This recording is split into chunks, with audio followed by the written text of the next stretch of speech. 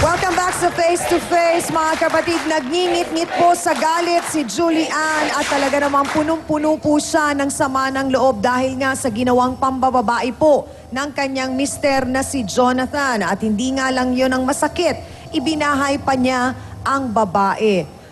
Joni, kailan mo nakita na inuwi ni Kuya yung si Annalyn sa bahay niyo? Magkadalawang buwan ako mahigit.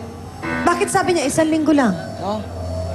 Dalawang buwan na mahigit yun. 1 linggo ko lang sa bahay po Isang yun. linggo, doon nga natira. Halos doon nga natira. Paano niya ipinakilala sa'yo yung babae? Sabi ba ni Kuya Jonathan mo na, "Oh, Joni, ito si Annalyn, girlfriend ko." O girlfriend niya, pinakilala niya talaga sa amin. Pati sa nanay mo? O, sa nanay ko. Anong reaksyon ni nanay? Wala, naluwa na lang bigla. May mga anak eh.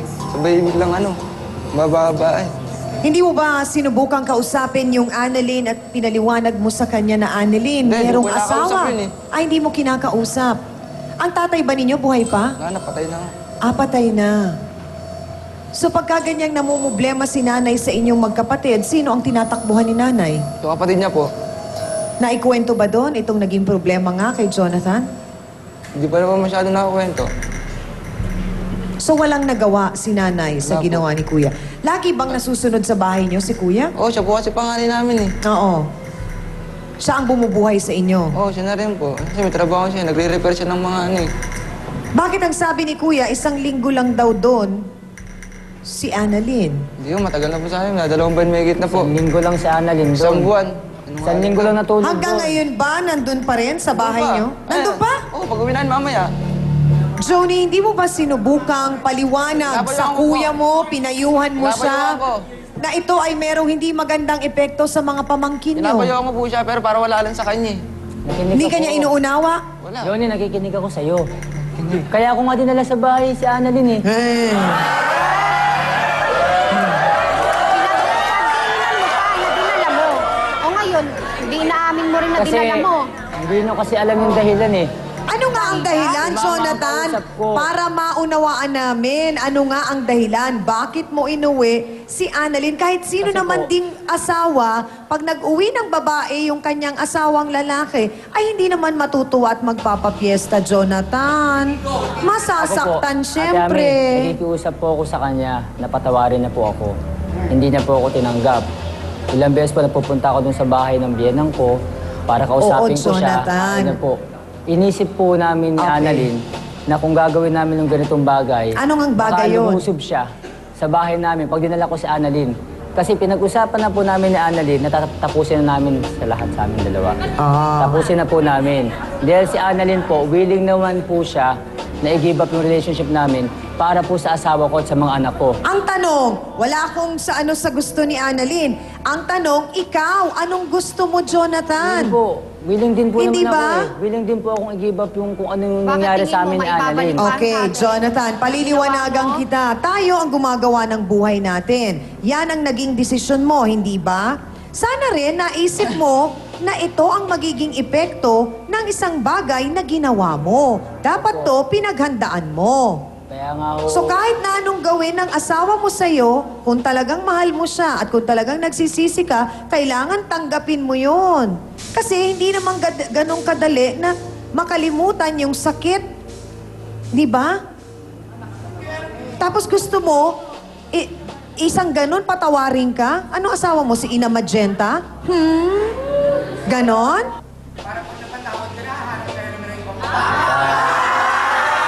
Kasi Jonathan, kung babalikan natin, ginawa mo na ito nung unang beses, hindi ba?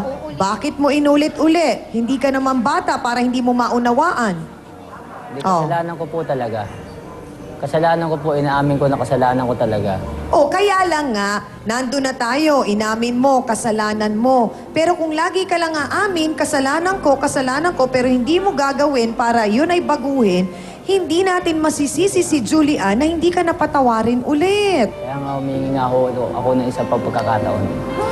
Ang tanong ko sa'yo, hindi ka ba natatakot na dumating ang araw na wala nang maniniwala sa'yo sa pagsisinungaling mo? Wala nang nanay na magtatanggol sa'yo, na magtatakip sa mga ginagawa mo. Wala nang kapatid na sasang-ayon sa'yo. At wala na ring asawa na magtsatsaga at uunawain ka at lalo nang wala na ring mga anak na rerespeto sa'yo. Hindi mo ba napag-isipan ang lahat ng yon? Jonathan, yun ang masakit na realidad, yun ang masakit na katotohanang epekto ng lahat ng ginawa mo. Hindi. Humingi ako sa pagkakataon. Makasarili ka. Dr. Camille, sa nangyayari pong ito na paulit-ulit na ginagawa ni Jonathan yun ba ay talagang desisyon niya or talagang mahina lang ang kanyang puso at paninindigan kaya siya ay laging nadadala sa tukso? Sabihin na natin na siguro dahil kasi parang akala ni Jonathan dahil kuya siya, at the same time napatawad siya ng, alam niyo pag nagawa talaga yung kasalanan may posibilidad na talagang uulit siya.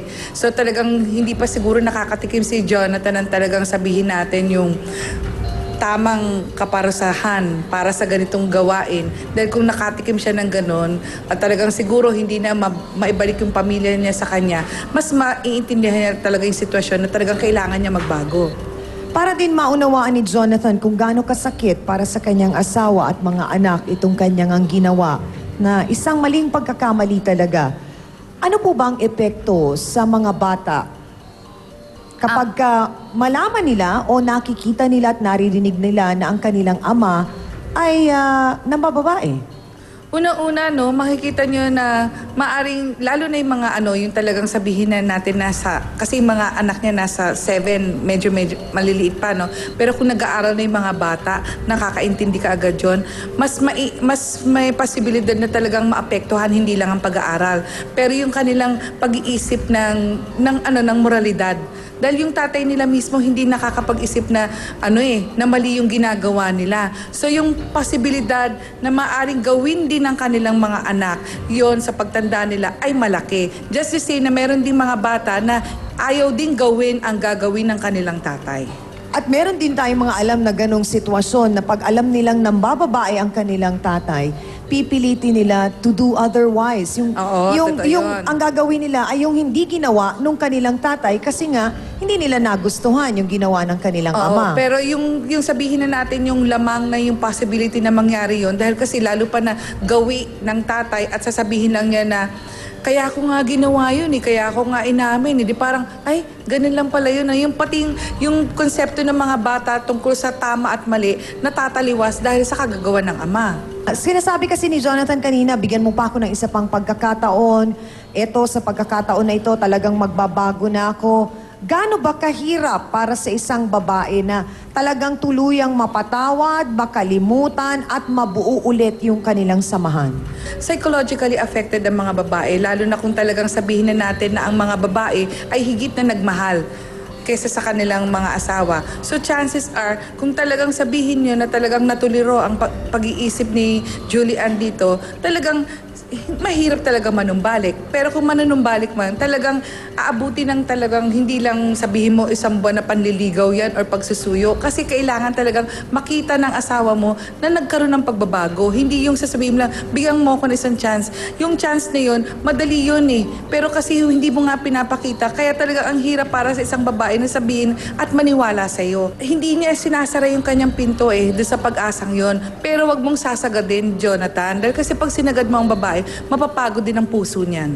Maraming pong salamat, Dr. Camille. At ang nakakatakot dyan, Hans, mapababae o mapalalaki, pag sinabing pagod na ang puso at ayaw na, yun ang nakakatakot. Siyang ako ay may tanong. Oh, Hindi ko kasi tumaalis sa isip ko kung bakit nga niya talaga inuwi yung kanyang kabit. Hindi kaya ang rason kaya niya inuwi doon para kung sakasakali mang hindi na siya tanggapin nitong si Julian, hindi siya nawala ng babae.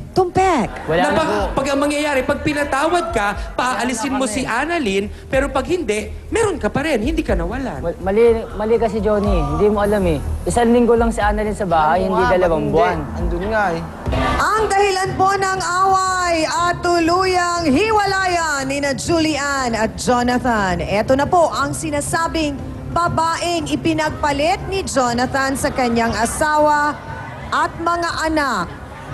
Gusto namin mapakinggan ang iyong paliwanag. Narito, si Annalyn Clave. Pasok!